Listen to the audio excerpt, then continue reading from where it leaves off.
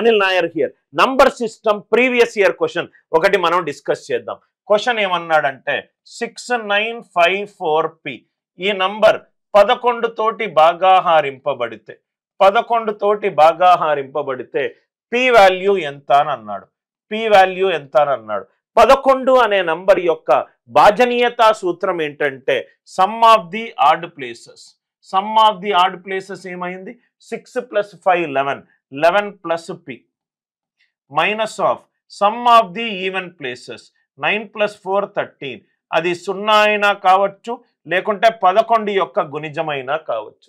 అంటే 11 - 13 -2 p - 2 0 అవుతే p value ఎంత అవుతుంది సార్ 2 అవుతుంది. క్వశ్చన్ లో ఏమన్నాడు p వాల్యూనే అడిగాడు. అంటే ఈ క్వశ్చన్ కి ఆన్సర్ ఎంత p వాల్యూ 2. అందరికీ లాజిక్ క్లియర్ గా అర్థమైందా?